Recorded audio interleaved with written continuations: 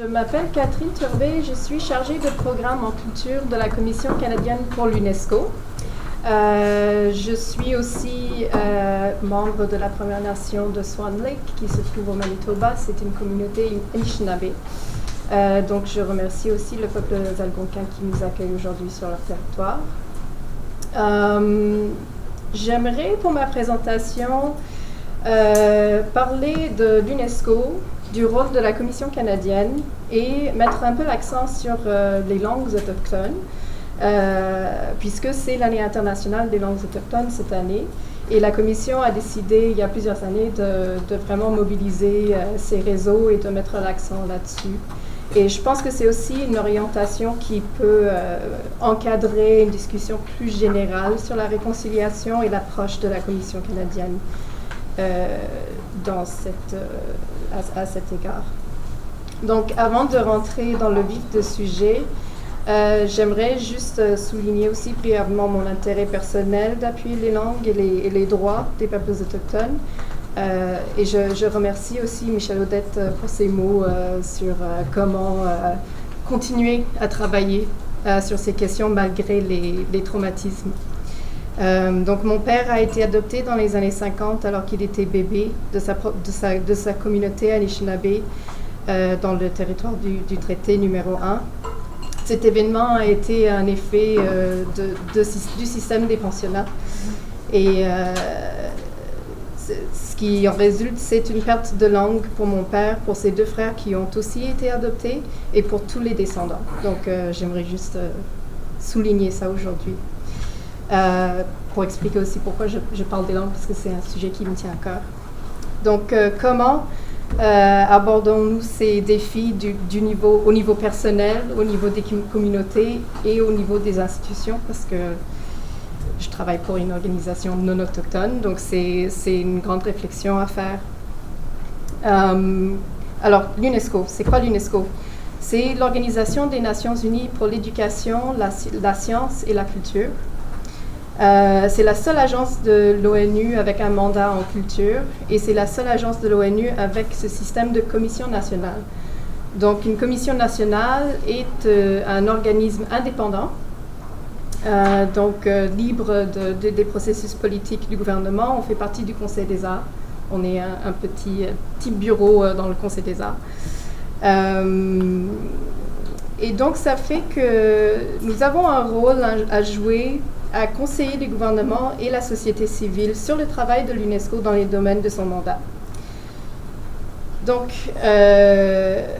selon l'article 41 de la déclaration dont nous parlons beaucoup aujourd'hui sur les droits des peuples autochtones, toutes les agences et les institutions spécialisées des Nations Unies doivent mettre en œuvre ou contribuer à la mise en œuvre des dispositions de la déclaration.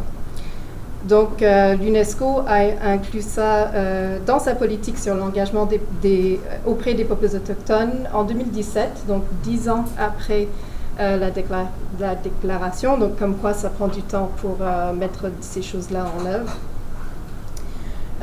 Et j'aime beaucoup mettre l'accent sur les instruments normatifs de l'UNESCO, c'est-à-dire les conventions, les recommandations qui sont débattu et conçu à cette grande table qui est l'UNESCO à l'international, où tous les pays se mettent ensemble pour se mettre d'accord sur les minimums standards de droit dans ces domaines plus spécifiques.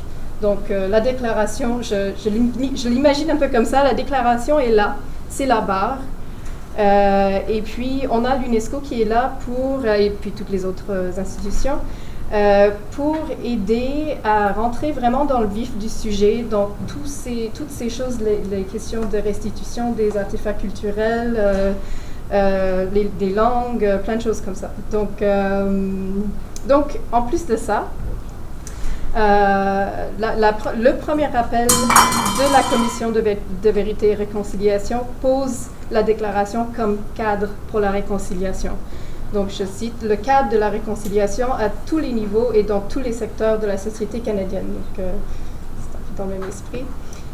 Donc, bien que la Commission ne soit pas mentionnée dans les appels à l'action, ces deux points, donc la déclaration qui dit que nous en tant qu'Organisation des Nations Unies, Et puis le premier appel à l'action de la Commission, ça nous place en tant que Commission dans une position importante pour promouvoir la déclaration comme cadre de réconciliation dans tous les secteurs de notre mandat.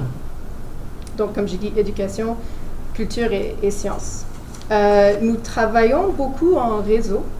Donc, on a un grand réseau de membres qui comprend les municipalités.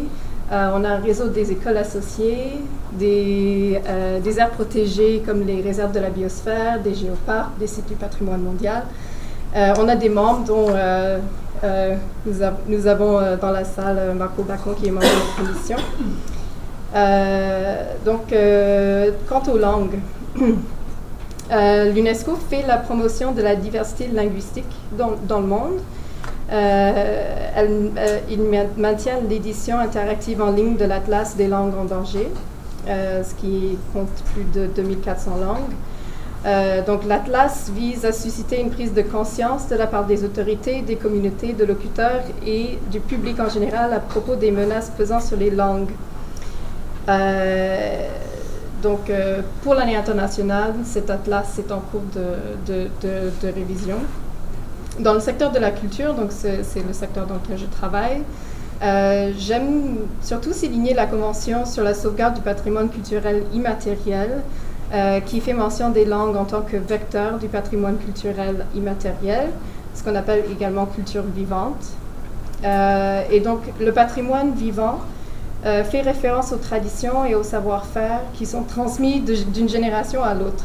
Donc, en ce contexte, cette convention reconnaît l'indivisibilité de la langue et de la culture, ainsi que la place critique qu'occupe la langue dans la transmission des savoirs et des pratiques traditionnelles. Donc, pourquoi je parle de ça dans ce contexte-là? C'est que cette convention est un instrument normatif qui n'est pas ratifié par le Canada, parenthèse. C'est un instrument important pour les peuples autochtones à travers le monde parce qu'elle reconnaît que le patrimoine n'est pas que des briques et du mortier, mais c'est cette transmission des traditions orales, des pratiques, etc. Donc tout ça explique aussi pourquoi l'UNESCO a été demandé par l'Assemblée générale des Nations unies pour piloter cette année internationale des langues autochtones. Et la Commission a pris ça comme grande priorité. Donc je vais pas parler de ça. Ouais. Donc, je vais juste commencer avec quelques événements qu'on a soutenus à l'international. Donc, on a soutenu les lancements de cette année internationale à l'ONU et à l'UNESCO.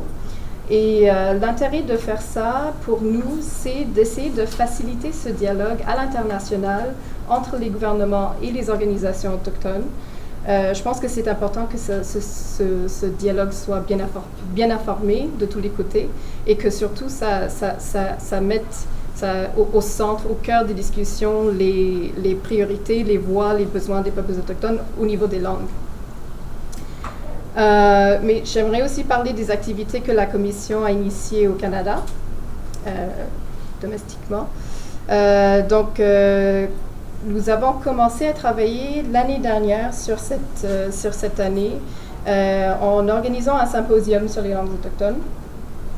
On a invité tous les partenaires et réseaux de la Commission à venir vraiment réfléchir à la pertinence des langues pour le travail dans tous les secteurs, parce que je pense que le réflexe des personnes est de dire que les langues, de toute façon, c'est en cours de disparition, ça ne me concerne pas, je ne travaille pas dans les langues, je ne travaille pas dans une école, etc. Donc, on a essayé vraiment de responsabiliser tous ces secteurs avec lesquels on travaille pour montrer vraiment la pertinence et comment on peut se mobiliser.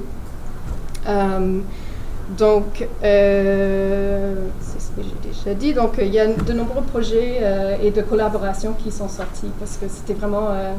c'est une ambiance de collaboration et de partage entre les organisations autochtones, les peuples autochtones et les organisations de nos réseaux qui sont autochtones. Donc, un élément clé de cet exercice était la production d'une fiche de référence sur les langues. Je vais vous la montrer. Ça ressemble un peu à ça. Ça, c'est l'application. Attends. Ça ressemble un peu à ça. Ça, c'est ma dernière version papier qui existe, donc c'est très précieux.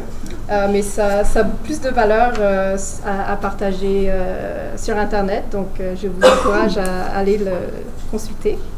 Donc, on a préparé ça en collaboration avec une professeure associée à l'Université de Victoria qui est spécialisée dans l'apprentissage des langues autochtones pour les adultes, Dr. Unawa McIver. On a développé ensemble quelques messages clés à développer afin d'influencer ce discours lié aux langues qui est souvent, comme j'ai dit, très focalisé sur la mort des langues et non pas sur la vie des langues et le travail des communautés. Donc, si vous prenez la fiche, vous allez apprendre que le nombre de personnes qui parlent une langue autochtone est à la hausse de 3% dans les 10 dernières années, qu'il y a 2 fois plus d'enfants que d'aînés qui parlent une langue autochtone, et aussi que le droit de revitaliser, de revivifier, d'utiliser, développer, de transmettre aux générations futures leur histoire, leur langue, les traditions orales, leur philosophie, etc., et protégé par la Déclaration des droits des peuples autochtones des Nations Unies. Tout y est. Vous avez tout le cadre dans cette fiche pour comprendre pourquoi c'est pertinent, comment on peut se mobiliser.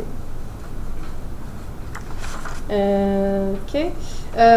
Donc, je ne vais pas parler beaucoup plus longtemps. Je crois que il me reste que quelques minutes. Comme j'ai dit, il y a beaucoup de projets qui sont sortis.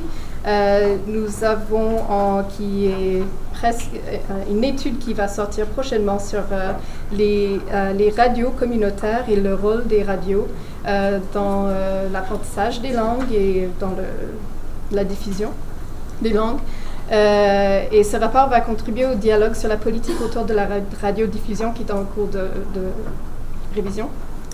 Nous travaillons avec le Cercle du patrimoine autochtone, Indigenous Heritage Circle, pour un document de réflexion sur les approches autochtones à cette convention de 2003 que j'ai mentionné que le Canada n'a pas ratifié. C'est un outil international très important, donc on essaye de lever un peu, de sensibiliser un peu le public canadien là-dessus parce que c'est pas très connu. Et on a plusieurs projets avec Wapikoni Mobile que ma collègue de l'ACNU a mentionné, dont un guide pédagogique qu'on vient juste de lancer la semaine dernière. C'est un guide que nous avons préparé avec eux pour diffuser dans le réseau des écoles associées de l'UNESCO. Donc, les écoles sont partout au Canada. C'est un guide c'était un guide clé en main qui donne aux professeurs les outils pour apprendre aux élèves du secondaire à travers le cinéma par les jeunes autochtones, les cultures et les langues et l'importance de tout ça.